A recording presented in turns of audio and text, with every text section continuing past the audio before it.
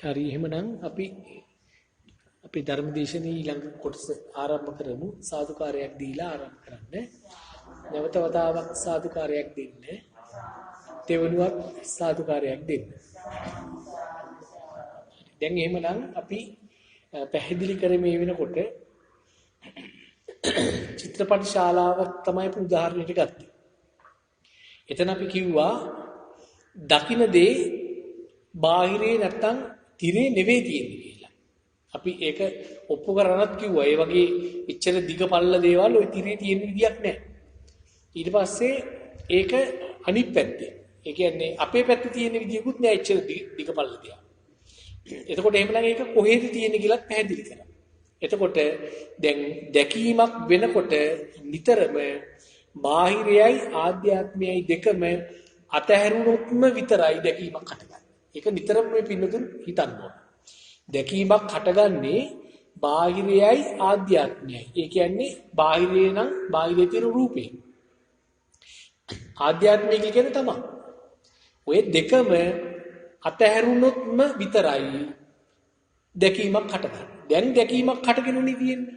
එහෙනම් මේ දැකීමක් හට ගන්නකොට මෙතන බාහිරේ තියෙන දෙයක් නෙවෙයි මේ දකින්නේ. ඒක අතහැරිලා. Taman දකින්නවා කියන්නත් බෑ. ඇයි? Taman නියෝජනය කරේ චක්කු ප්‍රසාදිය සහ චක්කු විඥාන සිතේ. චක්කු ප්‍රසාදියත් අතහැරුණා, චක්කු විඥාන සිතත් අතහැරුණා. ඒවනේ හේතු. ඒව හේතු වශයෙන් යෙදිලානේ චක්කු සම්පස්සේ හටගත්තේ. පැහැදිලි නේද? එතකොට චක්කු සම්පස්සේ හටගත්ත නිසා තමයි චක්කු සම්පස්සජ වේදනාවක් හටගත්තේ. ඒ වේදනාව, ඒ විඳින දේ, ඒකේ හිතෙන් මවල දෙන, ඒ චෛතසිකයෙන් මවල දෙන දේනේ අපි දකින්නේ. එහෙමනම් ඒකෙන් මවල දෙනකොට, ඒ කියන්නේ චක්කු සම්පස්සජ වේදනාව හටගන්නකොට අනිවාර්යයෙන්ම බාහිරයත් අතහැරිලා ආධ්‍යාත්මයත් අතහැරිලා විත්තිය නිරන්තරයෙන්ම මේ පින්නතුන්ට මතක් වෙනවා. නිරන්තරයෙන්ම මේ පින්නතුන්ට මතක් වෙනවා. පැහැදිලිද? එතකොට බාහිරයයි ආධ්‍යාත්මයයි දෙකම අතහැරනවා කියලා කියන්නේ මේ පින්නතුන්ට මතක ඇති ඒ දෙක මොකක්ද? අන්ත දෙක. අන්ත දෙක. ඒ අන්ත දෙක අතහැරනවා කියලා කියන්නේ මේ ලෝකයම අතහැරනවා කියන එක. ඒ කියන්නේ ලෝකෝත්තර තත්වයට යන්න නම් අපි ලෝකය අතහැරන විදියටයි බලන්නේ. ලෝකය අතහැරන විදියට බලන්න නම් මෙන්න මේ අපි පැහැදිලි කර විදියටයි දැකීමක් සිදු වෙනකොට මේ පින්නතුන් බලන්න. ඒ වගේම දැන් මේ පින්නතුන්ට දැනුම තියෙනවා මේ දකින්න දෙයට නමක් දෙන්න විදියක් නැහැ. අපි කිව්වනේ මොකද නමක් දෙන්න පුළුවන්කම තියෙන්නේ අපි අතීතයේ දැකපු දේවල් වලට විතරයි අපේ ගාව නම් තියෙන්නේ. අපි ඒකට උදාහරණයක් මීට කලින් දක්ව දේශනාවක කිව්වා. දැන් අපි හිතමු අපි යනවා කොහේරි ගෙදරකට. ගෙදරකට ගියාට පස්සේ අපිට ඔන්න මන්දේසියක තියලා කැවිලි අල්ලනවා. කැවිලි අල්ලනකොට දැන් ඔන්න එක තසිමක එනවා කැවුම්. අපි මේ කැවුම් කියන හැඩේ දැකලා තියෙනවා. නේද? කැවුම් කියන හැඩේ දැකලා තිනවා නමත් ඔය එකම එනවා. මේක කලින් දැකලා තියෙනවා. ඊට පස්සේ තව එකක තියෙනවා කොකිස්. මේ හැඩේ අපි දන්නවා හැඩෙත් එක්කම නමක් එනවා. සංඥාවයි සංකාරයයි දෙකම එකට එන්නේ. හරිද? ඔන්න හැඩෙත් එක්කම නමක් ආවම කොකිස් කියලා අඳුරගන්න. තවත් එකක තියෙනවා කේ. දැකලා තියෙනවා. නමක් ආව. අඳුර ගන්න පුළුවන්. ඔන්න නමක් තියෙනවා ඊට කලින් දැකලා තියෙනවා. දැන් තවත් විඥානක තියෙනවා ඊට කලින් කවදාවත් දැකපු නැති කෙවිලි වර්ගය. දැන් මේකට නමක් එනවද? නෑ. මේකට නමක් නෑ අපේ ගහ. අපි අහනවා අනේ මේ මොනවද?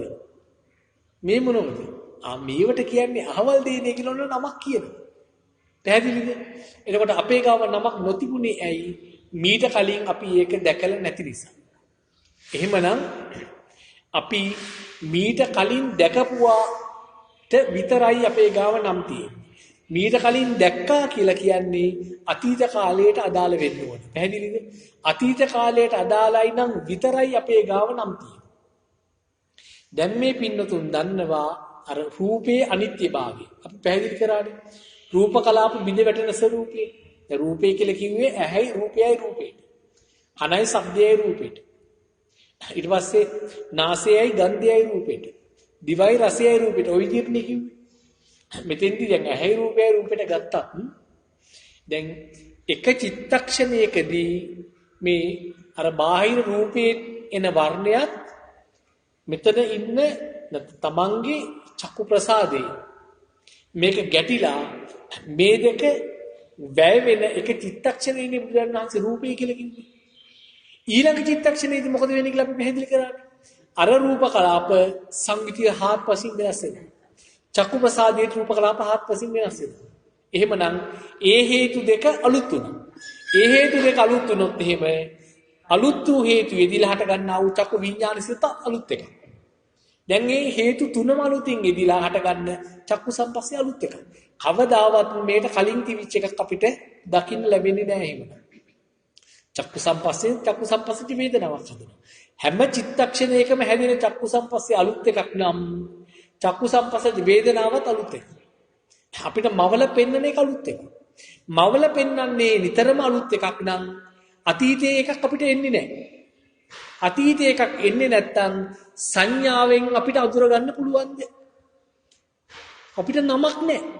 සංඥාවෙන් අඳුර ගන්න නමක් නැහැ. පැහැදිලි නේද? සංඥාව මේ හැඩේ අපිට හුරු නැහැ. ඒකම සංකාරයෙන් නැත්නම් සංචේතනාවෙන් අපිට මේකට නමක් දෙන්න බෑ. අපිට මොකක්ද දෙන්න පුළුවන්?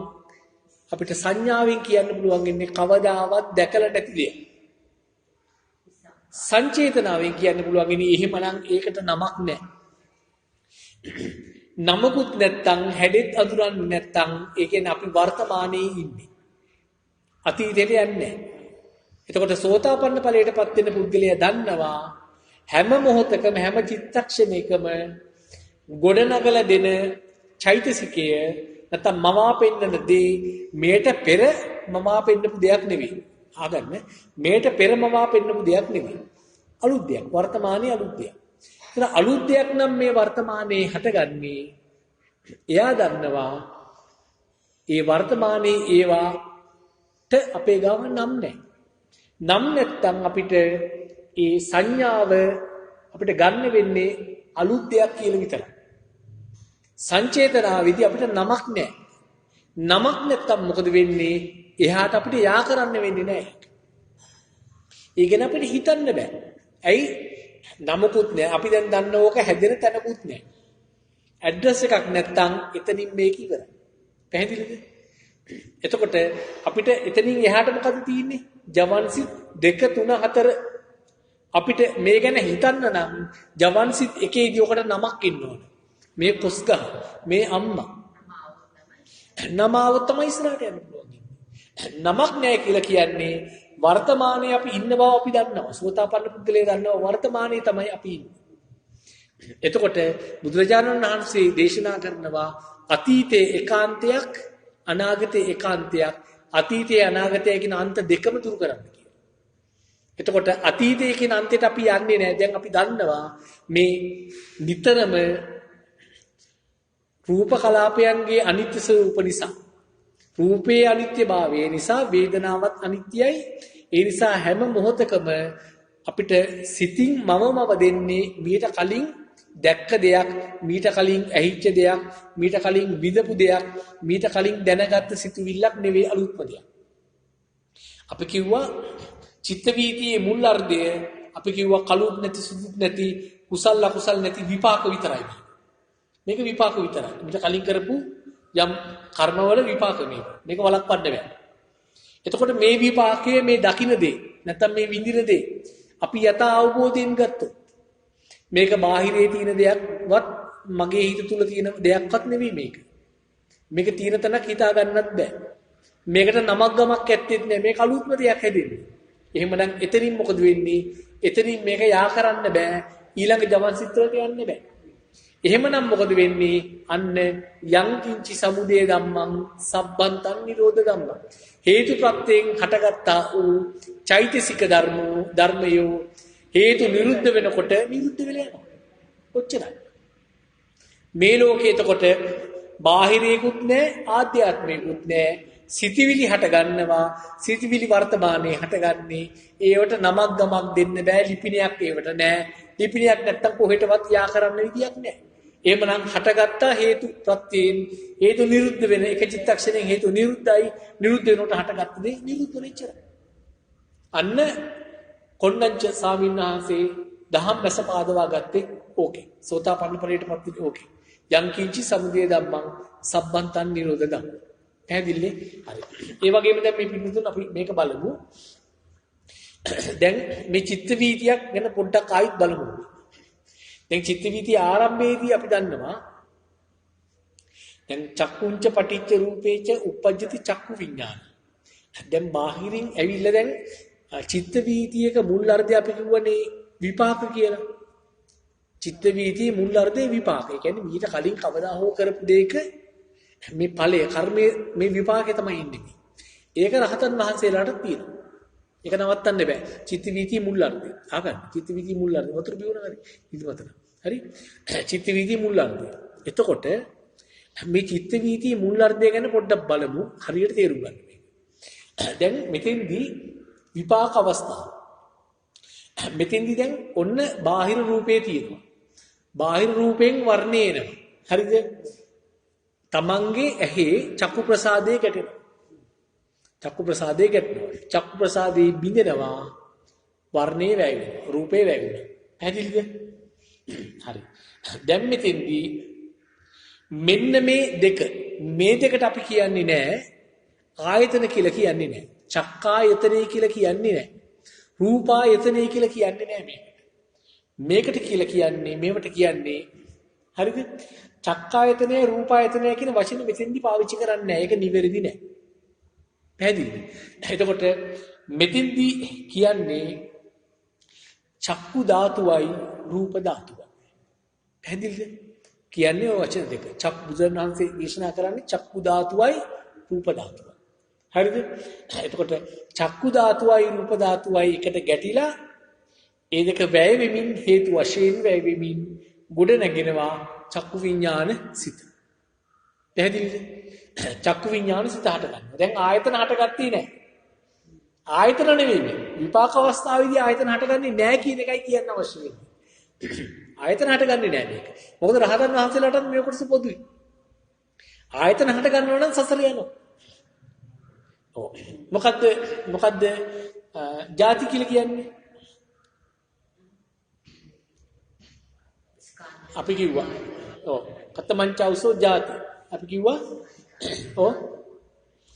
ස්කන්ධයන්ගේ 15 ස්කන්ධයන්ගේ 15 ඔව් ආයතනනම් පටිලාභ. නේද? එතකොට ස්කන්ධයන්ගේ 15 වීමත් ආයතනයන්ගේ හට ගැනීමක් තමයි අපි ಜಾති කියලා කිව්වේ. එතකොට ජාතිපච්චය ජරා මරණ ශෝක.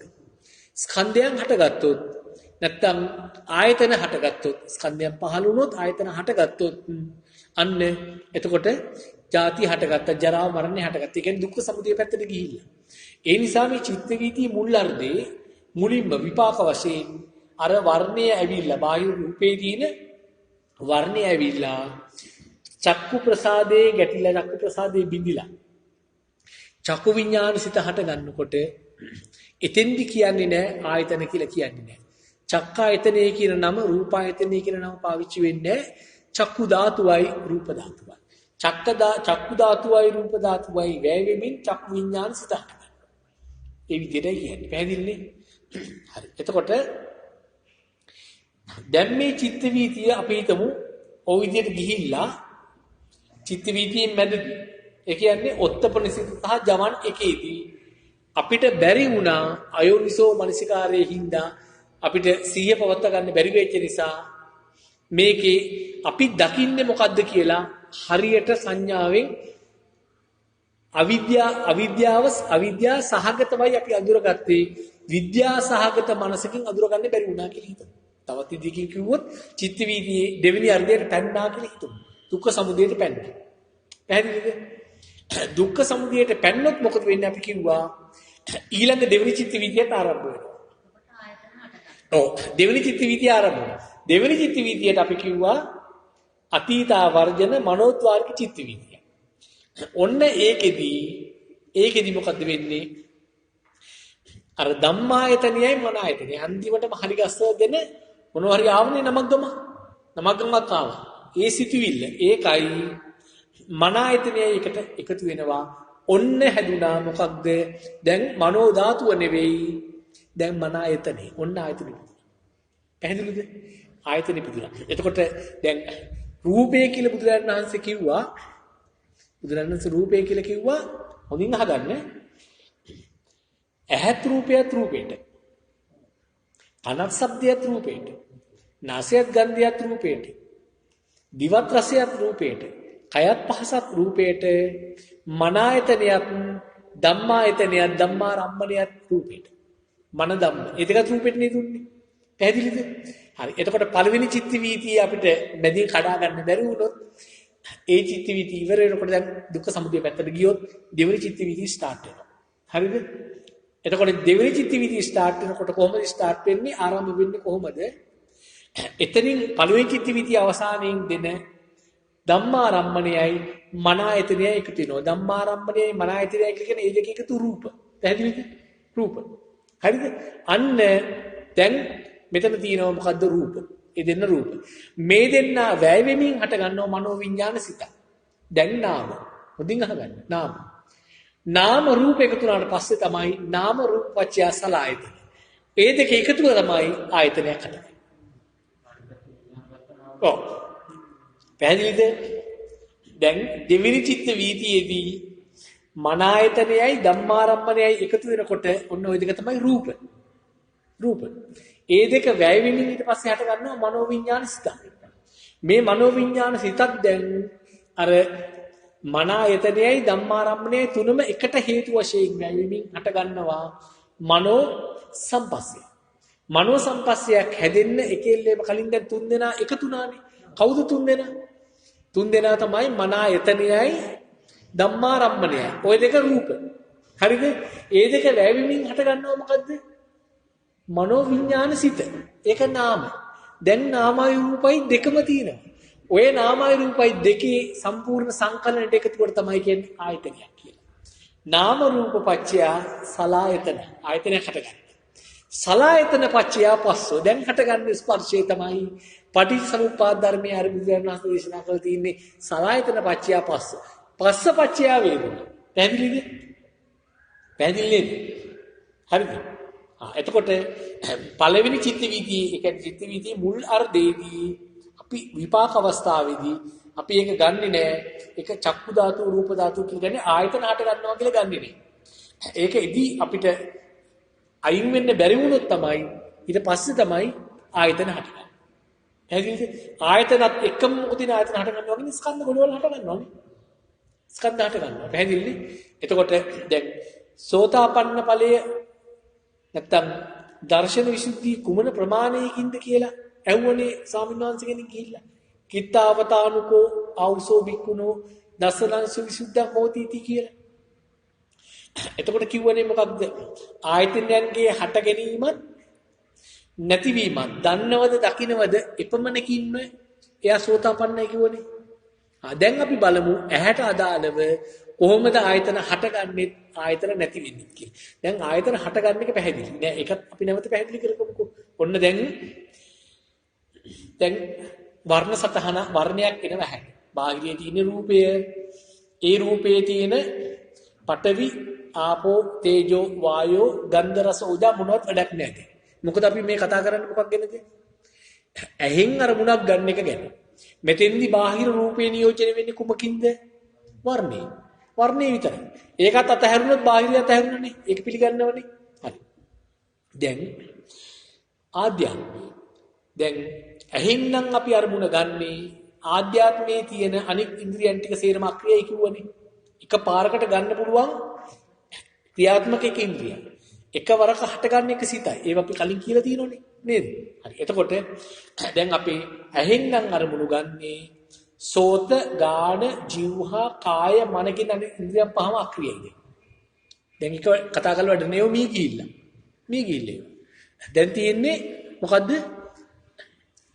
චක්කු ප්‍රසාදේදී. දැන් මේ කතා කරන්නේ මොකක් ගැනද? ආයතනයන්ගේ හට ගැනීමයි නැතිවීමයි කොහොමද වෙන්නේ කියලා. ඒක මුලින් දැනගන්න ඕනේ මේ පින්නතු. පැහැදිලිද? හරි. දැන් ඔන්නෙනවා බාහිරින් වර්ණය. චක්කු ප්‍රසාදේ ගැටෙනවා. හරිද? අපි දැන් ආයතන කියලා මේවට කියනොත් ආයතන හට ගන්නවා කියලා. නෑ ධාතු. හරිද? චක්කු ධාතුවයි රූප ධාතුවයි ගැටුනේ. හරිද? ගැටිලා මේ දෙක වැය වෙමින් හට ගන්නවා චක්කු විඥාන සිත. චක්කු විඥාන සිත හටගත්තා. දැන් මේ තුන් දෙනාම වැය වෙමින් හට ගන්නවා මොකක්ද? චක්කු සම්පස්සේ කියන චෛතසිකය. දැන් මේ පින්නතුන් දන්නවා මේ චිත්ත වීතිය දැන් යන බවනේ. ඒක කලින් දරගෙන හිටියේ නෑනේ. අද චිත්ත වීතිය යන්නේ දැන් චක්කු සම්පස්සයක් හටගත්තා. දැන් මේ චක්කු සම්පස්සයක් හටගෙන තියෙනවා නම් බාහිරය අතහැරිලාද නැද්ද? බාහිරය අතහැරලා බාහිරය ගැන කතා කරන්න අයිතියක් නෑනේ. හරි. ආධ්‍යාත්මය අතහැරිලාද? ආධ්‍යාත්මය නියෝජනය කරේ චක්කු ප්‍රසාදයයි චක්කු විඥාන සිතයි. දෙකම අතහැරිලා. දැන් අපේ අවිද්‍යාවේ ධර්ම කියන්නේ අපිට හේතුත් තියෙනවා ඵලත් තියෙනවා. හේතුත් තියෙනවා ඵලත් තියෙනවා. හේතුයි ඵලයි දෙකම තියෙන විදියක් නෑනේ. හේතු වැය වෙමින්නේ ඵලයේ හැදින්නේ. දැන් චක්කු සම්පස්සේ කියන ඵලයේ හැදෙනකොට හේතු වැය වෙන්න ඕනනේ. හේතු වැය වෙනවා කියන්නේ හේතු ටික කොහෙන්ද ආවේ? බාහිරයෙන් එක හේතුවක් ආවා. අනිත් හේතු ටික ආධ්‍යාත්මයෙන් ආවා. දැන් හේතු වැය වුණා නම් බාහිර ආධ්‍යාත්මය අතහැරිලා තමයි දැන් චක්කු සම්පස්සේ කියන චෛතසිකයක් හැදිලා තියෙන්නේ. පැහැදිලිද? දැන් චක්කු සම්පස්සේ නිසා පස්සපච්චය වේදනා. චක්කු සම්පස්සේ නිසා චක්කු සම්පස්සජා වේදනා කියන විදීමට අදාළ චෛතසිකයක් හටගන්නවා. ඒ චෛතසිකය හට ගන්නකොට බාහිරයක් තියනවද? නෑ අතහැරිලා. ආධ්‍යාත්මයේ ඉන්නවද? මමයි දකින්න කියන්න පුළුවන්ද? මමයි දකින්න කියන්න පුළුවන්ද? බෑ ඒකත් අතහැරිලා. හැබැයි දැකීමක් තියනවද? දැකීමක් තියෙනවා. දැකීමක් තියෙනවා. දැන් මේ දකින්නේ කුමක්ද කියලා දැන් ඊට පස්සේ හඳුනා ගන්න ඔත්තපන සිතේ. හරිද? සංඥාවනේ දැන් ඊට පස්සේ එන්නේ. ඔත්තපන සිතින් හඳුනා ගන්නකොට සෝතාපන්න පුද්ගලයා දන්නවා මේ දකින්න සීලුම දේවල් බාහිරේ තියෙන දේවල් නෙවෙයි. බාහිරේ තියෙන දේවල් නෙවෙයි.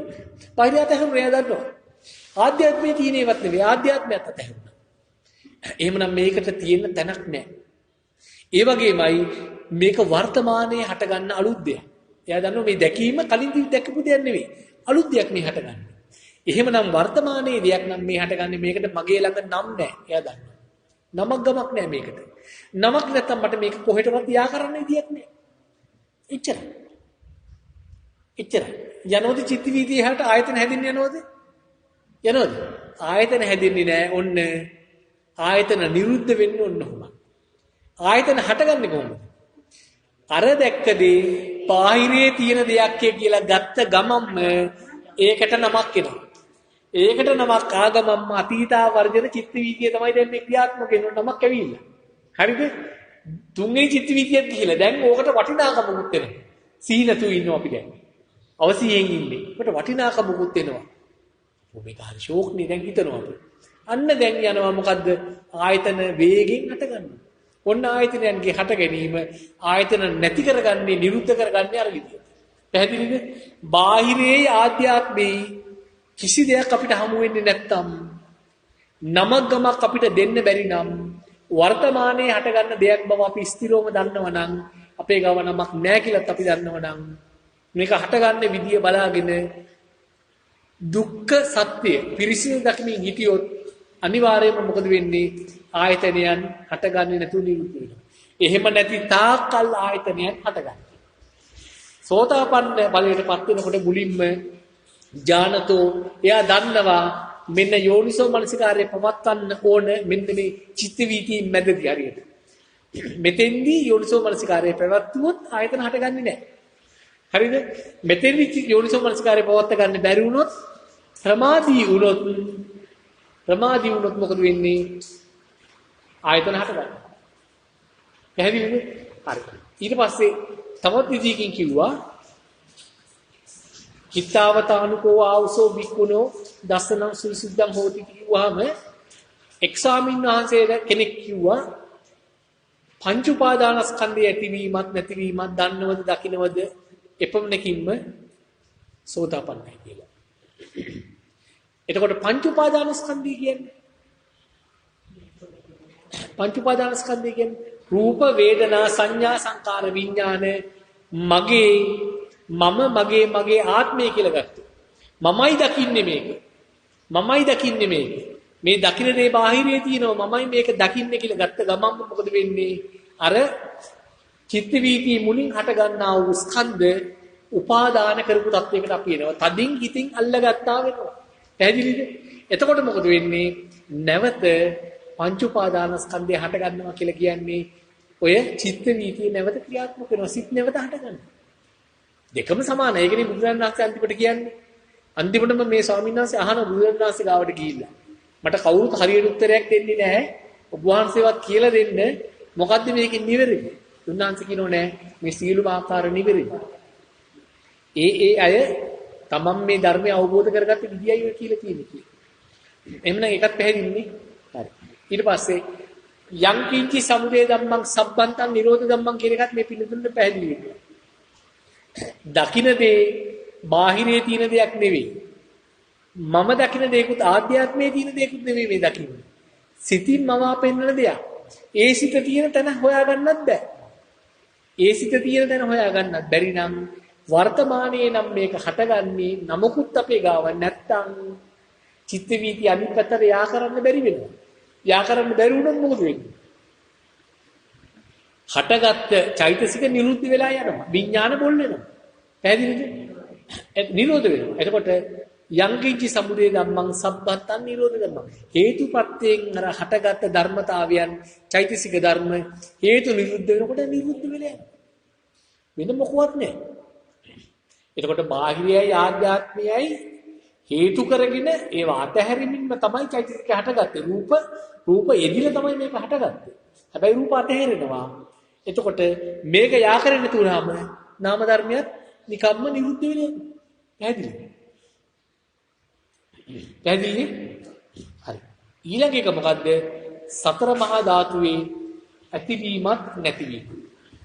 අපි ඒක පොඩ්ඩක් පැහැදිලි කරන්න ඉනිමු. ඒක ටිකක් ගැඹුරුයි, ඉතා වැදගත්. ඒක තමයි වටහා ගන්න ඕන අපි මීට කරුණුත් කිව්වා අර වේදනානුපස්සනාවට අනුව නැත්තම් කායානුපස්සනාවට අනුව අපි ආනාපාන සතිය සිත පිහිටුවනකොට සිත සමාධිගත කරනකොට කුමන සමාධියක්ද? සම්මා සමාධිය. සම්මා සමාධිය සිත පිහිටුවන්න නම් අපි මෙන්න මේ දේ තමයි හරියට වටහා ගන්න ඕනේ. මම අර ටිකක් ඉදිමු කියලා කිව්වේ දැන් වැස්සක් ආවොත් සද්ද වැඩි නිසා ටිකක් අපිට අපහසු වෙනවා. වර්ෂාව එනතුරු අපි කරමු. මොකද? ඔව්. මදුරු වෙනවා මේ. මදුරු. ඊයර වහින්න කිට්ටු නිසා නේ. හරි එහෙනම් අපි ඒකත් පටන් ගනිමු ඕනේ. ඊට පස්සේ අපිට පොඩ්ඩක් සාකච්ඡා කරන්න පුළුවන් නේ ඉඩකඩ ලැබුණාම. දැන් තවත් ස්වාමීන් වහන්සේ කොටාසයක් කියනවා අර ස්වාමීන් වහන්සේට මේ සෝතාපන්න ඵලයටපත් වෙන්නේ කොපමණ ප්‍රමාණයකින්ද කියලා දැනගන්න අවශ්‍ය ස්වාමීන් වහන්සේට කියනවා යම් කෙනෙක් සතර මහා ධාතුවේ ඇතිවීමත් නැතිවීමත් දන්නවද දකින්නවද එපමණකින් මොහු සෝතාපන්නයි. දැන් මෙන්න මේක අපි තේරුම් ගන්න උත්සාහ කරමු. සතර මහා ධාතුවේ ඇතිවීමත් නැතිවීමත් කියන්නේ. දැන් මේ පින්නතුන් දන්නවා එකවරක් දැකපු දෙයක් හොඳින් අහගන්න එකවරක් දැකපු දෙයක් නැවත දකින්න බෑ. පැහැදිලිද? එකවරක් ඇහිච්ච දෙයක් නැවත අපිට අහන්න බෑ. එකවරක් විඳපු ගන්ධයක් නැවත විඳින්න බෑ. අතීතයට යන්න බෑ. එකයි කියන්නේ මේ. එකවරක් විඳපු රසයක් අපිට විඳින්න බෑ. වැදගත් දේ තමයි එකවරක් සිතට ගත්ත අරමුණක් නැවත ගන්න බෑ. පැහැදිලිද? නැවත ගන්න බෑ. දැන් එහෙනම් අපි බලමු කොහොමද මේ සතර මහා ධාතුවේ ඇතිවීමත් නැතිවීමත් අපි වටහා ගන්න කියලා.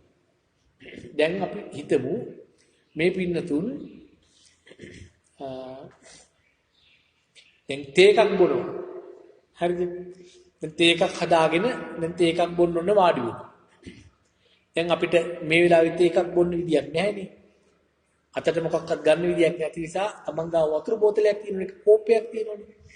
ඒ කෝප්පය අපි ගමුකෝ අතට. දැන් කෝප්පේ ගත්තොත් තේ කෝප්පයක් හිතමුකෝ. දැන් ඔන්න ඒක ගත්තා. ගන්න අතට. අතට ගන්න මේක ප්‍රායෝගිකව අපි කරන්න. වතුර බෝතලේ හරි කෝප්පේ හරි ගන්න අතට. හරි. හරි. දැන් තේ කෝප්පයක් හිතමුකෝ. හරි. දැන් ඔන්න තේ කෝප්පයක් හදාගෙන බොන්න වාඩි වෙන මේක ප්‍රායෝගිකව මේ විදිහටම කරලා බලන්න. දැන් බලන්න මේ දකින්නේ මොකද්ද කියලා. ඔක දිහා බලන්න. දකින්නේ කුමක්ද? මේ අතේ තියෙන්නේ මොකක්ද? අපි දකින්නේ මේ දැන් මනසින් මවා දෙන චිත්‍රයක් මේ දකින්නේ. මේ බාහිරේ තියෙන දෙයක් නෙමේ දකින්නේ. දකින්න දේ බාහිරේ තියෙන එකක්ද? ඔය දකින්නේ කුමක්ද? දැන් අපි කියලා දුන්න මෙච්චර. සිතේ තියෙන ධර්මතාවය. ඒ කියන්නේ චෛතසිකයක් ඔය මමල පෙන්නන්නේ චෛතසිකයකින් ඔය මවා පෙන්නන එක. හරිද? බාහිරේ තියෙන එකක් නෙවෙයි ඔක. පැහැදිලිද? දැන් ඒතකොට මේ පින්නතුන් දක්ෂ වෙන්න ඕන. මේක දිහා බලාගෙන ඕක දිහා බලාගෙන ඔය දකින්න චිත්‍රයේ තියෙන තමන්ගේ පැත්තේ. ඔක බාහිරේ නෙවෙයි. තමන්ගේ පැත්තට ගියොත් තමන්ගේ හිතෙත් නෙවෙයි. ඕක තියෙන්නේ තමන්ගේ පැත්තේ. බාහිරේ තියෙන්නේ සතර මහා ධාතු විතරයි. බාහිරේ තියෙන සතර මහා ධාතු. පැහැදිලිද? එතකොට දකින්න චිත්‍රයේ තියෙන්නේ සිතේ. දකින්න චිත්‍රයේ සිතේ තියෙන්නේ සිතින් මවා පෙන්නන්නේ නේ. සිතින් මවා පෙන්නන්නේ අපි ඇස් අරගෙනයි දැන් ඉන්නේ. ඔතන තියෙන සතර මහා ධාතුවෙන් නිකුත් වෙනවා වර්ණය. ඒ වර්ණය අපේ චක්කු ප්‍රසාදයට ඇවිල්ලා චක්කු ප්‍රසාදේ බිඳිලා වර්ණයත් වැය වෙලා චක්කු විඥාන සිත හටගෙන චක්කු විඥාන සිතත් ඔය වර්ණයත් චක්කු ප්‍රසාදයක් තුනම වැය වෙමින් චක්කු සම්පස්සේ හටගෙන චක්කු සම්පස්සෙන් චක්කු සම්පස්සට වේදනාවක් ඇති වෙලා ඒ චක්කු සම්පස්සට වේදනාව අපි හඳුනා ගන්නවා සංඥාව. ඕක තමයි ඔය දකින්නේ. හරියටම කිව්වේ. ඒකයි දකින්නේ. දැන් මේ දැකීම සිතින්ම වාපාන එකක් බාහිරේ තියෙන එකක් නෙවෙයි. මේ වර්ණය ඇහැට එන නිසා තමයි මේ සිතින් මේකම වාපාන්නේ කියලා දැන් S2 පියාගන්න. දැන් S2 පියාගන්න. දැන් S2 පියාගත්තට පස්සේ මේ චිත්‍රය දැන් පේන්නේ නැහැ. චිත්‍රය නැහැ. හැබැයි දැන් මේ චිත්‍රය මෙතෙක් දැකපු චිත්‍රය සිතින් මවාපු චිත්‍රය දැන් පෙන්වන්න මැදිහත් වෙනවා මන ධම්ම අවස්ථාවේදී දැන් සිතවිල්ලක් ඇවිල්ලා මන ආයතනයත් එක්ක එකතු වෙලා හොඳින් අහගන්න. සිතවිල්ලක් ඇවිල්ලා මන සිතවිල්ල තමයි මේ රූපය. මේ දැක්ක දේ. මේ දැක්ක දේ ඒක මන ආයතනයත් එක්ක එකතු වෙලා මනෝ විඥාන සිතක් ඇති වෙලා මනෝ සම්පස්සයක් හටගෙන මනෝ සම්පස්සති වේදනාවෙන් ඔන්න විඳින්න සිතවිල්ලක් හදනවා. දැන් මේ විඳින සිතවිල්ල අවිද්‍යා සහගත මනසින් කියනවා අර දැකපු එලී තිවිච්ච දේ තමයි මේ දකින්නේ කියලා කියනවා. දැන් අපි නුවණින් කියනවා නෑ සිතට මීට කලින් දැකපු කිසිවක් සිතට මතක් කරන්න බෑ. සිතට රූප අරමුණු කරන්න බෑ. සිතට මේක අරමුණු කරන්න බෑ කියලා අපි සිතට කියනවා. හරිද? දැන් සිතින් මවා පෙන්වන දේ අපි පිළිගන්නේ නැහැ. හරිද? දැන් ස්පියන් ඉන්නේ. ස්පියාගෙන ඉන්නේ. දැන් අපිට මේක පේන්න විදියක් නැහැ. සිතින් මවා පෙන්වන දේ අපි පිළිගන්නෙත් නැහැ. සිතට මව පෙන්වන්න බෑනේ මේක. හරි. දැන් අපේ අතට හසු වෙනවා දැන් තද ගැටි. දැන් අපේ අතට අහු වෙනවා තද ගැටි. දැන් සිත පිහිටවන්න ඕන ඔය අතට අහු වෙන තද ගැටි. දැන් කල්පනා කරනවා මේ අතට තද ගතියක් අහු වෙන්නේ කොහොමද? කයට දැනෙන්නේ බාහිරේ තියෙන රූපේ සතර මහා ධාතුවේ පඨවි ගතියයි තේජෝ ගතියයි දැනෙන්නේ. මේ දැනෙන්නේ පඨවි ගතිය. හැබැයි මේ දැනෙන පඨවි ගතියත් අතට දැනෙන්නේ විදියක් නැහැ. මේක දැනෙන්නේ කොහොමද? බාහිරේ දැන් තියෙනවා සතර මහා ධාතු කෝපේ තියෙනවා. මේක තමයි බාහිර ආයතනේ කෝපේ. නැත්තම් පොට්ටප්ප ආයතනේ තමයි බාහිරේ තියෙන්නේ. කෝපේ. අපි මේක අතින් අල්ලගෙනයි ඉන්නේ. දැන් මේ හිතින් හිතනවා අතින් අල්ලගෙනයි ඉන්නේ. මේ අත තමයි එතකොට කාය ආයතනේ.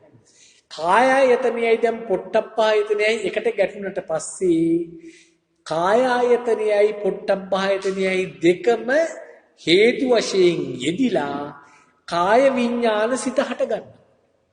දැන් මේ කාය විඥාන සිතත් අර කෝපේ නැමැති පොට්ටබ්බ ආයතනයත් අත නැමැති කාය ආයතනයත් තුනම හේතු වශයෙන් යෙදිලා ඒවා අතහැරීමින් තමයි කාය සම්පස්සය හටගන්නේ. ඒක චෛතසිකය. මේ කාය සම්පස්සය නිසා පස්සපච්චය වේදනා හටගන්නවා. කාය සම්පස්සජ වේදනා. මේක චෛතසිකයක්. මේ චෛතසිකේ තමයි මේ තද ගතිය පෙන්වන්නේ. අතට දැනෙන්නේ මේ දැනෙන තද ගතිය කාය සම්පස්සජ වේදනාව මේක චෛතසිකය. දැන් S2 පියාගෙන මේ තද ගතියට හිත යොමු කරනවා. අත්තිහෙම දැන් හිතින් මවල පෙන්නනකොට කෝපෙ හිතින් මවල පෙන්නනකොට ඒක අපි අයින් කරනවා. හිතට අයිතියක් නෑ මේව මවල පෙන්නන්නේ. ඒක බොරුවක්. මේක අවිද්‍යාව. අපි හිතින් කියනවා දැන් මේ කාය සම්පස්සජ වේදනාව මේ චෛතසික ධර්මයක් තමයි මේ තද ගතිය දැනෙන්නේ කාය සම්පස්සජ වේදනාව. කාය සම්පස්සජ වේදනාව දැන් ආපස්සට යනවා. කාය සම්පස්සජ වේදනාව හටගත්තේ කාය සම්පස්සය හටගත්ත නිසා. කාය සම්පස්සයක් හටගන්න නම් අනිවාර්යයෙන්ම බාහිරේ තිබිච්ච කෝපේ වෙන පොට්ටබ්බායතනයත් කාය ආයතනයත් කාය විඥාන සිතත් තුනම අතහැරෙන්න ඕනේ. දැන් එහෙනම් තුනම අතහැරිලා. තුනම අතහැරිලා මේ තුනම අතහැරීච්ච නිසා තමයි මේ අතර තද ගතියක් දැනෙන්නේ. එහෙමනම් අතර තද ගතිය දැනෙනකොට බාහිරේ තියෙන කෝපේ නැත්තම් බාහිරේ තියෙන රූපයත් අතහැරිලා අත කියන කාය ආයතනයත් අතහැරිලා ඒ කියන්නේ සතර මහා ධාතුවම අතහැරිලා. සතර මහා ධාතුව අතහැරිලා. සතර මහා ධාතුව අතහැරිලා නම් දැන් දැනෙන්නේ චෛතසිකයක් විතරයි. සතර මහා ධාතුව එනං කෝ? සතර මහා ධාතුව අතහැරිලා, කයත් අතහැරිලා, කෝපයත් අතහැරිලා. කෝපයයි කයයි අතහැරිච්ච නිසාවයි මේ අතර මේ දැනීමක් දැනෙන්නේ. මේක චෛතසිකයක්. මේක චෛතසිකයක්. මේක සිතින්ම වාපෙන්න දෙයක් නෙවෙයි. මේ චෛතසිකේ දැනෙන්නේ කෝපයයි කයයි දෙකම අතහැරිච්ච නිසා නැත්තම් රූපේම අතහැරිච්ච නිසා. රූපේම අතහැරුණා නම් රූපේ සතර මහා ධාතුව දැන් කොතනද තියෙන්නේ? ඒක තියෙන තැනක් නෑ. ඒක අතහැරිලා. සතර මහා ධාතුව අතහැරුණා නම් රූපේ අතහැරුණා නම් මේ දැනෙන චෛතසිකයේ නාම ධර්මය කොතනද තියෙන්නේ? රූපේට තැනක් නැති වුණොත් නාම ධර්මයටත් තැනක් නැති වෙනවා පිටන්න. නාමයත් අතහැරෙනවා රූපයත් අතහැරෙනවා නාම රූප කියන අන්ත දෙකම අතහැරෙනවා. මේ තද ගතිය සිත පිහිටුවාගෙන හිටිය. පැහැදිලිද?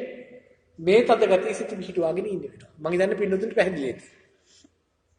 තේ බොන්න ගියාට පස්සේ පිඟානක් අල්ලගෙන ඉන්න වෙලාවේදී කන්න කලින් ඔන්න සතර මහා ධාතුවේ ඇතිවීමත් නැතිවීමත් බලන්න. මේ අවබෝධයෙන් බැලුවොත් සතර මහා ධාතුව නැති වෙනවා. සතර මහා ධාතුව නැති වුණොත් රූපේ නැති වෙනවා. රූපේ නැති වුණොත් නාමයට පවතින්නත් තැනක් නැති වෙනවා. පැහැදිලිද? පැහැදිලිද? පැහැදිලි? හරි. එතකොට දැන් ඒ තමයි සතර මහා ධාතුවේ ඇතිවීමත් නැතිවීමත්. දැන් සතර මහා ධාතුව ඇති වෙන්නේ කොහොමද? සිතින්මවල පෙන්නනවා නැත්නම් ඇහින්මවල පෙන්නනවා කෝපයක් තියෙනවා. කය අතකුත් තියෙනවා. සතර මහා ධාතුත් තියෙනවා. සතර මහා ධාතුත් තියෙනවා. හැබැයි අපි දන්නවා මේ කයට දැනෙන දැනීමක් නෙවෙයි මේ. ඒක සිතින්මම පෙන්නන දෙයක් තමයි මේ තද ගතිය. උලින් ඇස්පියා ගන්නවා. ඇස්පියා ගත්තට පස්සේ පේන විදියක් නෑ මොනවත් හිතින්මවල පෙන්නන එකත් ප්‍රතික්ෂේප කරනවා. එතකොට තද ගතියේ සිත පිහිටවන්න ඕනේ. මේ තද ගතියේ සිත පිහිටවල ඒ දැනෙන වේදනාව. අති වේදනාතිවා 50 සති පච්චපට්ඨිතා හෝති. වේදනාවක් පපනක්මයි දැනෙන්නේ. වේදනාවක් විතරයි තියෙන්නේ. මේ වේදනාව හට ගන්න නම් බාහිරේදී විච්ච රූපයත් අතහැරෙනවා. ආධ්‍යාත්මීය වන කයත් අතහැරෙනවා. දෙකම අතහැරිච්ච තැනම රූපය අතහැරිච්ච තැනම තමයි මේ දැනීම මේ චෛතසිකය මේ නාම ධර්මයේ හටගන්නේ කියලා මේ විදීම හටගන්නේ කියලා සිත විදීම පිටුවන. පැහැදිලිද? පැහැදිලිද? ඔන්න ඕකම තමයි පාවිච්චි කරන්නේ ආනාපාන සති භාවනාව වඩනකොට. කායානුපස්සනාවේදී හෝ වේදනානුපස්සනාවේදී ආනාපාන සති භාවනාව වඩනකොට ඔන්න ඕකමයි පාවිච්චි කරන්නේ. මේකෙන් තමයි මේ පින්නතුන් ප්‍රගුණ කළ යුත්තේ. දැන් දන්න ඕනේ සතර මහා ධාතුවේ ඇතිවීමත් නැතිවීමත් දැන් පැහැදිලිනේ. මේකම තමයි ප්‍රගුණ කරන්න ඕන. අපි ආනාපාන සති භාවනාව වඩන විදිය දැන් අපි කියලා දෙන්න. මොකද මේ ටික මෙහෙම කියලා දෙන්න අපිට හම්බෙන්නේ නැහැ වෙලාව. දැන් අද ධර්මයට කැමැති පිරිසක්ම හිටපු නිසා අපිට බොහොම පැහැදිලිව මේ ටික කියාගෙන යන්න පුළුවන්කම ලැබුණා. දැන් ආනාපාන සති භාවනාව වඩනකොට ඒක වඩන්න බෑ නිකම්ම මෙලෝඩියක් දන්නේ නැති කෙනෙකුට මේ පරිබාහිර දැනුම නැත්තම් කවදාවත් ආනාපාන මේ මොකද්ද අනුපස්සනාව වඩන්න බෑ. අපි දන්නවා සතර සතිපට්ඨානේ බුදු පියාණන් වහන්සේ දේශනා කරේ කොහේදද? හැම තැනකදීම දේශනා කරේ නෑ. සවැත් නුවරින් දේශනා කරේ නෑ. මිගදායිදී දේශනා කරේ නෑ. ඔව් කොහෙද? කුරු රටේදී. ඒ රටේ මිනිස්සු බුද්ධිමත්. උන්වහන්සේ දැනගෙන හිටියා. ඒ නිසා තමයි දෙන්නේ උන්වහන්සේ දේශනා කරේ. එතකොට මේ හාත්පස දැනුම අනිවාර්යයෙන්ම තියෙනවා. දැන් මේ පින්නතුන්ට හාත්පස දැනුම තියෙනවා. දැන් අපි සූදානම් පින්නතුන් සූදානම් මේක පැහැදිලි කරන්නත් මේක අහන්න සූදානම්. හරිද? දැන් මොකද කරන්න ඕන? අපි එක තැනකට ගිහිල්ලා Tamanට පහසු ඉරියව්වකින් වාඩි වෙනවා. කොහොම නිශ්ශබ්ද තැනක් වෙන්න. දැන් අපිට විශේෂ දෙයක් තැනක් හොයාගන්න බැරි නම් අපිට පුළුවන් උදේ පාන්දර නැගිටට පස්සේ අනිත් අය නැගිටින්න කලින් විනාඩි 5ක් ගන්න මුලින් ඇති. මුලින් ආරම්භයක් තියෙන විනාඩි 5ක්. විනාඩි 5ක් ලොකු දෙයක් මුලින්. ටික ටික පුළුවන් අපිට ප්‍රගුණ කරන්න. එතකොට මේක කරන්න කලින් අර තේ බොනකොට කෑම කනකොට මේ සතර මහා ධාතුවේ නැතිවීම ඇතිවීමත් නැතිවීමත් ප්‍රායෝගිකව කරලා බලන්න. එතකොට හරි ලේසි. මේ තද ගතිය හිත තියාගන්න අතට අහුවෙන තද ගතිය. මේක බාහිරේ තියෙන එකක් නෙවෙයි. මේක නාම ධර්මයක් බව තේරුම් ගන්න. මේ නාම ධර්මයේ හටගන්නේ සතර මහා ධාතුව අතහැරුණොත් බව හිතට දෙන්නේ. ඒක සතර මහා ධාතුව අතහැරලා දැන් මේක එන්නේ මේ. පැහැදිලිද? අන්න ඒ විදිහට කරලා ඒ පරිබාහිර ඒ සම්පූර්ණ අවබෝධතාවය ඇතුව දැන් ඔන්න අපි තැනක නිශ්ශබ්දව වාඩි වෙලා හරිද? හොඳයි. බුදු පියාණන් වහන්සේගේ මේ ගුණ පොඩ්ඩක් සිහිපත් කරලා අපේ සිත එකතෙන් වේවා මේ උතුම් වූ ආර්ය සත්‍ය පහට අවබෝධ වේවා කියලා එහෙම ප්‍රාර්ථනාවක් කරලා ඊට පස්සේ ඔන්න කය කෙලින් තියෙන්න ඕන තමන් කුමන පුටුවක හිටියත් කමක් නෑ තමන්ට අපහසු නම් හැබැයි කය මේ කියන්නේ කොන්ද කෙලින් තියාගෙන ඉන්න ඕන කොන්ද කෙලින් තියාගෙන පුටුවට හේතු වෙන්නේ නැතුව කය හරියට කෙලින් තියාගෙන ඊට පස්සේ මුලින්ම කරන්න ඕන තමන් සාමාන්‍ය විදියට තොල් දෙක පියාගෙන තොල් දෙකේ එකිනෙකට ගැටෙන තද බව තියෙන්නේ තොල් දෙකේ එකිනෙකට තද බවේ හිත පිහිටුවන්න තොල් දෙකේකට තද කරගන්න ඕනේ නැහැ. තොල් දෙකේකට තියාගෙන ඉන්නකොට තොල් දෙකේකට තද වෙන බව Tamanට දැනෙන්න ඕනේ තදවීම. අන්න ඒ තදවීම දැනෙන්නේ කොහොමද කියලා දැන් හිතින් මෙනේ කරන්න. ඒක දැනෙන්නේ කොහොමද? ඒක අර එතෙන්දි පොට්ටබ්බායතනයයි කාය ආයතනයයි. මෙතෙන්දි පොට්ටබ්බායතනේ කුමක්ද? ඒ කියන්නේ බාහිර ආයතනේ කුමක්ද? ආධ්‍යාත්මික ආයතනයේ කුමක්ද කියලා ගැටලුවක් එනවා. නමුත් ඒක ප්‍රශ්නයක් කරගන්න එපා. එහෙම දේවල් ලෝකේ නෑ ඇත්තටම. මේ ධර්මයේ ගැඹුරට යන්න මූලිකව මේ දේවල් බුදු පියාණන් වහන්සේ පාවිච්චි කරාට ඇත්තටම ඕවා නෑ. අන්තිමට ඕවා අතහැරෙනවා. දැන් බාහිර ආයතනයේනේ අපි පොට්ටබ්බ ආයතනය කියන්නේ. ආධ්‍යාත්මික ආයතනයේනේ කාය ආයතනය කියන්නේ. නේද? දැන් කෝපයක් අතින් අල්ලගෙන ඉන්නකොට නම් කෝපය බාහිර ආයතනේ නැත්තම් පොට්ටබ්බ ආයතනේ. අත ආධ්‍යාත්මික ආයතනේ නැත්තම් කාය ආයතනේ ඒක හරි. නමුත් දැන් අපි මෙහෙම එකක් කරමුකෝ. අත් දෙක පොඩ්ඩක් කිට්ටු කරලා අපි දබර කෙල්ලෙන් අනිත් දබර කිල්ලට මේ අත් දෙක කිට්ටු කරලා අල්ල දෙක කිට්ටු කරලා එකට ගාවන්න නැතුව මේ එකකින් මේ දබර කිල්ලෙන් මේ දබර කිල්ලට හරිද? අපි පොඩ්ඩක් තට්ටු කරන්න බලන්න. එතකොට දැනුනේ දැනීම. එතකොට මොකක්ද ආධ්‍යාත්මික ආයතනයයි බාහිර ආයතනයයි. එතකොට එහෙම ගන්න නැහැ. පැහැදිලි නේද? හැබැයි පින්නතුන්ට තේරෙයි හොඳට මේක බොහොම තීක්ෂණ නුවණින් බැලුවොත් මේ දෙකෙන් එකකටයි දැනෙන්නේ. බලන්න එක කරලා. මේ දෙකෙන් එකකටයි දැනෙන්නේ. දෙකටම දැනෙන්නේ විදියක් නෑ. දෙක කාය ආයතනයටයි දැනෙන්නේ. එකක් ඉස්සර වෙනවා. ඔව් එකක් ඉස්සර වෙනවා. එයා තමයි කාය ආයතනය. පැහැදිලිද? දෙකටම දැනෙන්නේ නැහැ මේක. දෙකට මොහොතට බලන්න ඕනේ ඒක. කොහොම තියුණුයි. හරි? රයිට්. එතකොට ඒ වගේ තමයි. දැන් අපි අර එකත් අසව මේ වාඩි වෙලා තොල් දෙක මේම කය ඍජු කාය විලාසය තියාගෙන දැන් තොල් දෙක තද කරගෙන ඒ තොල් දෙකේ තදවීමේ තද ගතිය හිත පීඩුවන. මේක තමයි වැදගත්ම. දැන් අපේ පිටිකල ගුණරත්න ස්වාමීන් වහන්සේ පැහැදිලි කරන විදිහට මේක තමයි අංක 1. මේක තමයි පුරුදු කරන්න. මේ උස්ම ගන්නවද හෙලනවද කියන කතාව එක වෙනයි. මේ තද ගතිය හිත පීඩුවනකොට මේ පින්නතුන්ට තේරෙන්න ඕන දැන් හිතින් මවල පෙන්නනෝ තොල් දෙකක්. හිත බොහොම දක්ෂයිනේ. මාරයට පක්ෂපාතීනේ. හිතින් මවල පෙන්නනෝ තොල් දෙකක්. එයාට රූප අරමුණු කරන්න බෑනේ. කරුණාකරලා ඔයා ඉන්නේ. ඔයාට රූප අරමුණු කරන්න බෑ. අපි කියනවා හිතට. හිත පෙන්නන එක අපි පිළිගන්නේ නැහැ. S2 පියාගෙනයි දැන් ඉන්නේ. S2 පියාගෙන ඉන්න නිසා බාහිරින් වෙන අරමුණු වෙන්නෙත් නැහැ. දැන් අපි තොල් දෙකේ තදවීම කියන එක විතරයි ගන්න, තොල් දෙක ගැන ගන්නේ නැහැ. ඒ තද වෙන ගතියට හිත පිහිටවනවා. තද වෙන ගතියට හිත පිහිටවනවා. එතකොට Tamanටම කියන්න පුළුවන් මේ වගේ මෙන්න මෙහෙම. අපි දන්නවා එක මොහොතක හටගන්නේ එක සිතයි. එක මොහොතක අරමුණු ගන්න පුළුවන් වෙන්නේ එක ආයතනයකටනේ අපි.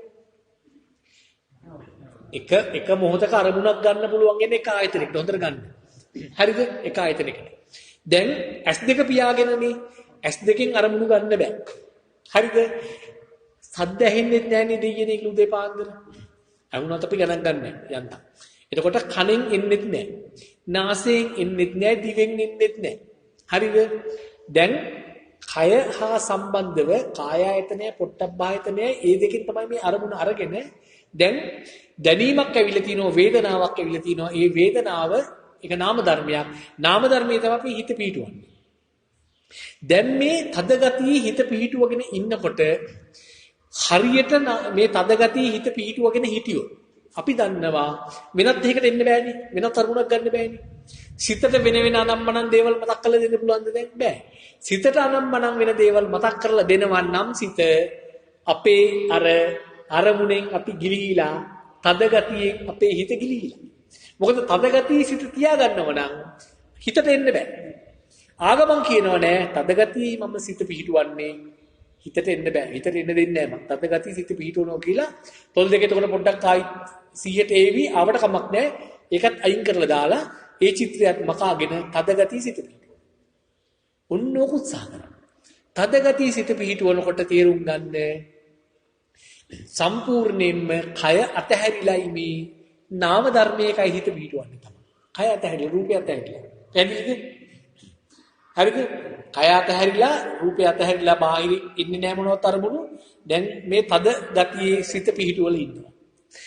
තද ගතියේ සිත පිහිටුවාගෙන ඉන්නකොට හරිද? හරියටම සිත මේ තද ගතියට හිත අරමුණු කරගෙන ඉන්නකොට Tamanට පුළුවන් තේරෙනවා හුස්ම ගන්නවද නැද්ද? ඒක කරන්නේ නැහැ. හුස්ම ගන්න එක නැති එක කරන්නේ නැහැ. අර තද ගතිය හිත පිහිටුවන් ඉන්නකොට ආශ්වාස ප්‍රශ්වාස Tamanට තේරෙනවා.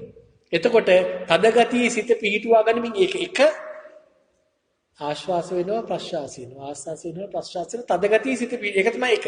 තද ගතිය සිත පිහිටුවමින් දෙවනුව ආශ්වාසයක්ද ප්‍රශ්වාසයක්ද කියලා නුවණින් විමසන. ඔච්චරයි කරන්නේ. එතකොට ඉතින් හිතට කෙලෙසෙනවද? කෙලෙසෙන්නේ නැහැ. කෙලෙසෙන්නේ නැහැ. රූපේ අතහැරිලා. ඕන්නම් තව ටිකක් දුරට ගිහිල්ලා හිතනවා රූපේ අතහැරිලා නම් රූපේ තියෙන තැනක් දැන් නැත්තම් නාමයේ කොහේ තියෙන්නද? නාමයේ තියෙන තැනකුත් නැහැ. නාමයේ තියෙන තැනකුත් නැහැ. ආයි යනවා. අර තදවීමට සිත තියාගන්න පැහැදිලිද? ඔන්න ඔය විදියට මේ පින්නතුන්ට මේ ආනාපාන සති භාවනාව වඩන්න පුළුවන්. ටික. මුලින්ම හිතට වෙන මොන හරි අරමුණක් ආවොත් ඒකෙන් කියවෙන්නේ අර තද ගතියේ සිත තියා ගැනීම ගිලිුණා. ඒක තද ගතියේ සිත තියා ගැනීම ගිලිහෙන්නේ නැත්තම් වෙන හිතට එන්න බෑනේ. අයි එක අරමුණයින් එකපාරට ගන්න පුළුවන්. ඒ අරමුණ අපි හරියට ගන්නවා නම් හරිද? එතන සිත පවත්වා ගන්නවා නම් සිත වෙනහකට යන්න බෑ අපිට. ඇදින්නේ?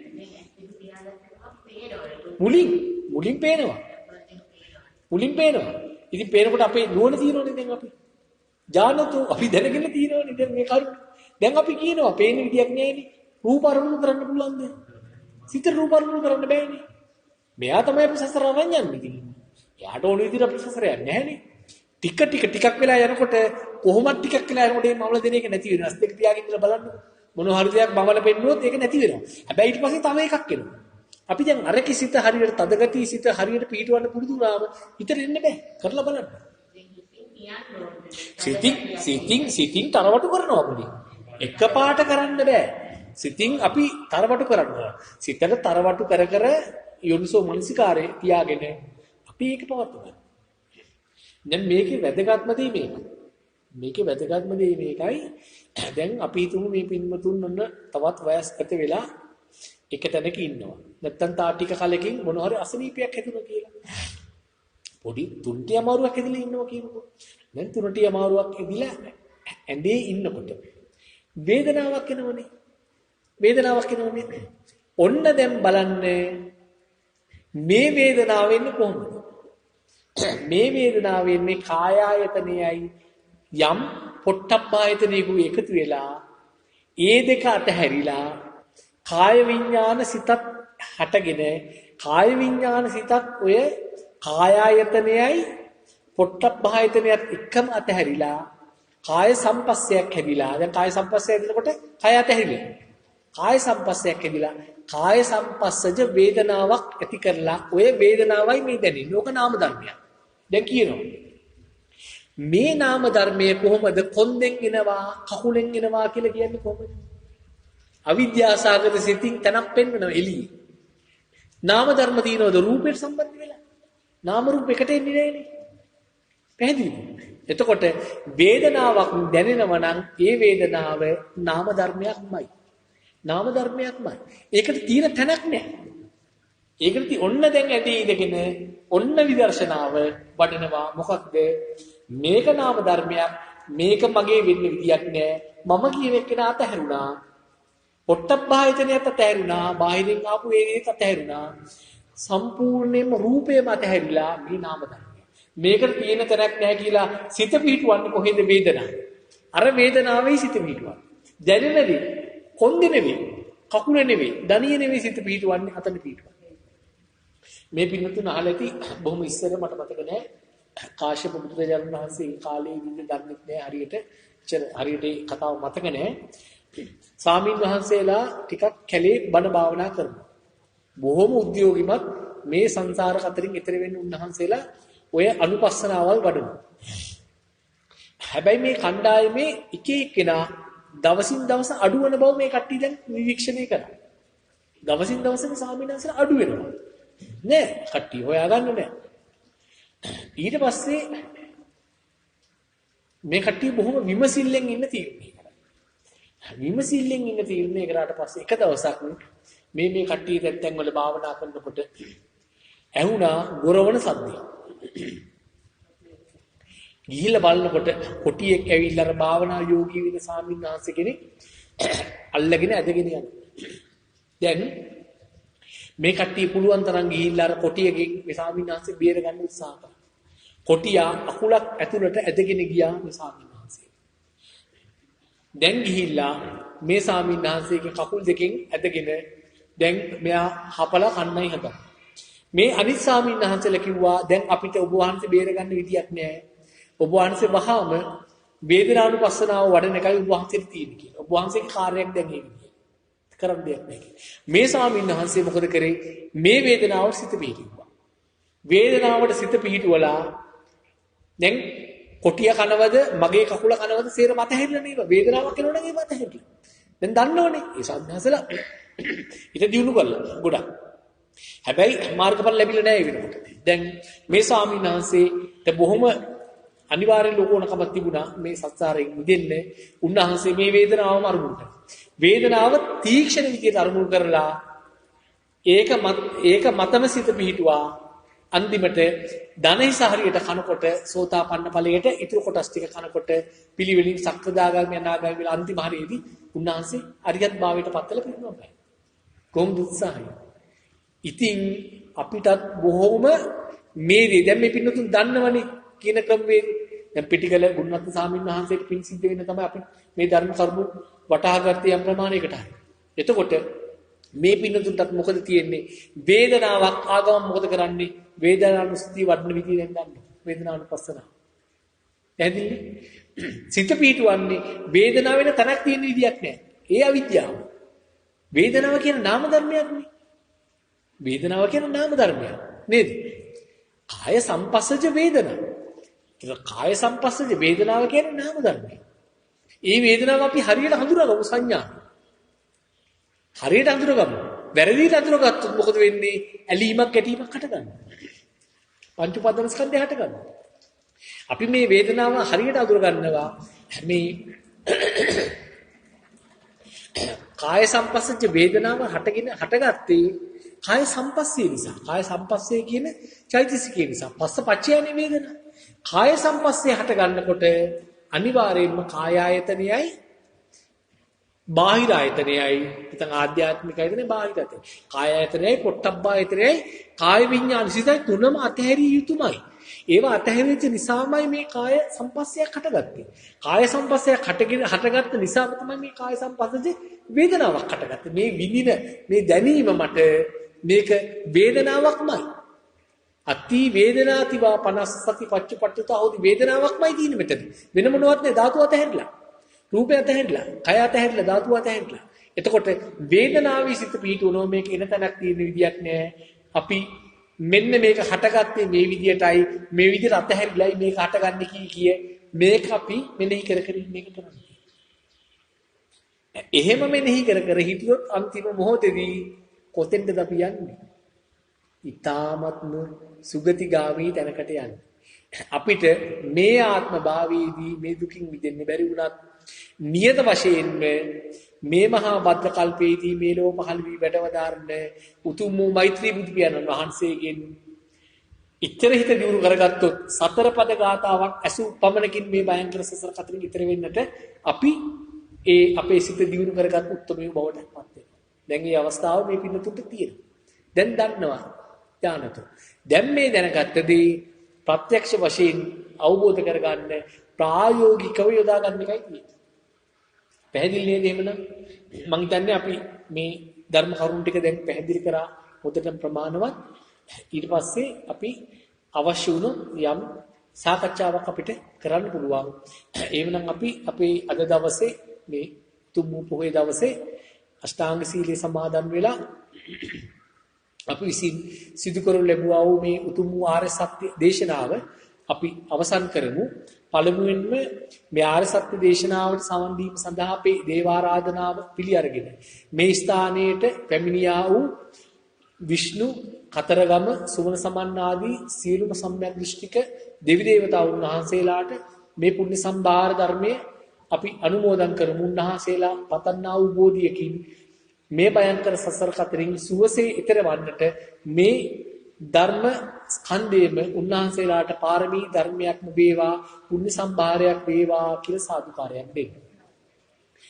ඒ වගේම මේ උතුම් වූ ශ්‍රී සත්‍ය ධර්මය අප කරා ගෙන ආවා වූ, ගෙන එන්නා වූ ඒ පිටිගල අපේ ගුණරත්න නායක ස්වාමින් වහන්සේට චිරජීවනයේ ලැබේවා.